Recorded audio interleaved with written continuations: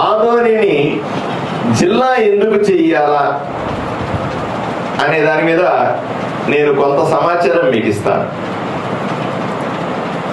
మొదటిది, నేను సంవత్సర కాలం ఎమ్మెల్యే అయిన దగ్గర నుంచి మీకు తెలుసో మీరు ఎంతమందికి అడుక్కుంటారో నాకు తెలియదు. నేనైతే రోజు పేపర్ రాసి, మీకు తెలుసా, నేను ఇప్పటికీ సుమారుగా 500-600 ఉత్తరాలు రాశాను.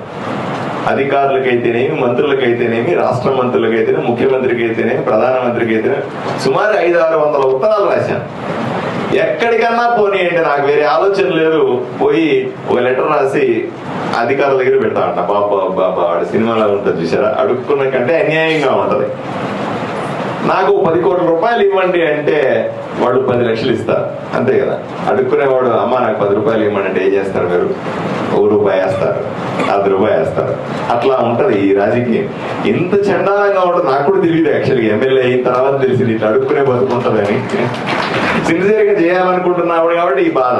లేదా కాలు మీద కాలు వేసుకొని ఎమ్మెల్యేగా ఉండాలంటే, నేను ఎమ్మెల్యే అయిన తర్వాత విపరీతంగా నష్టపోయినా నా జీవితంలో. ఎలా నష్టపోయాను? వ్యక్తిగత జీవితంలో నష్టపోయినా, నా కుటుంబానికి దూరంగా. ఎందుకంటే మా ఆవిడ అక్కడ కూర్చొని కంపెనీ నడిపితే తప్ప నాకు డబ్బులు లేవు రాజకీయాల్లో తిరగడానికి. మనం ఎక్కడ సంపాదించే టైపు కాదు కాబట్టి ఆవిడ ఎక్కడ పని చేయాలి హైదరాబాద్ లో, నేను ఇక్కడ ఆమె కంపెనీ నడపాలి. నా కార్పొరేట్ ఆఫీస్ అక్కడ ఉంటది, ఆమె నడపాలి. పిల్లలు ఎక్కడో చదువుకుంటా ఉన్నారు, ఒకడు హైదరాబాద్ లో ఉన్నాడు, ఒకడు విశాఖపట్నంలో ఎక్కడో చదువుతా ఉన్నాడు. నేను ఎమ్మెల్యే అవ్వక ముందు తప్పనిసరిగా కుటుంబం అంతా కలిపి ప్రతి 3-4 నెలలకి వెకేషన్కి పోయేది. దేశంలో ఎక్కడో మంచి ప్లేసో లేదా విదేశాలకో నేను వెకేషన్కి పోయేది. ఎమ్మెల్యే అయిన తర్వాత నా భార్య బిడ్డలను తీసుకొని కరెక్ట్ 3 అంటే 3 రోజులు కూడా వెకేషన్కి పోలేదంటే ఎంత నష్టపోయి ఉంటానో మీరు అలా ఆలోచన చేయండి. అందువల్ల మా ఇంట్లో వాళ్ళకందరికీ కోపం, నువ్వు ఎమ్మెల్యే అయిన దగ్గర నుంచి మారిపోయినావు అంటారు కదా మామూలుగా. నువ్వు మారిపోయినావు పూర్తిగా అంటే ఏం చేసేది? ఆదోని నరనరాలా ఎక్కిపోయింది నాకు ఆదోని తప్ప ఏమీ కనిపించదు ఈ జీవితంలో.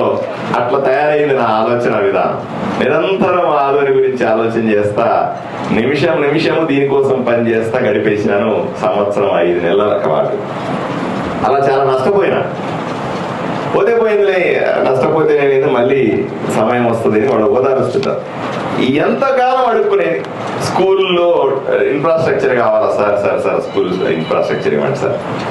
టీచర్లు లేరు సార్, టీచర్ లేదు సార్, మా దగ్గర మరీ అన్యాయంగా ఉంది సార్, టీచర్లు ఇవ్వండి. జూనియర్ కాలేజ్ లేదు సార్ బాయ్స్ కి ఆదోనిలో. ఎంత విచిత్రం చూడండి. నా బాధలు అన్నీ ఇన్ని కాదు.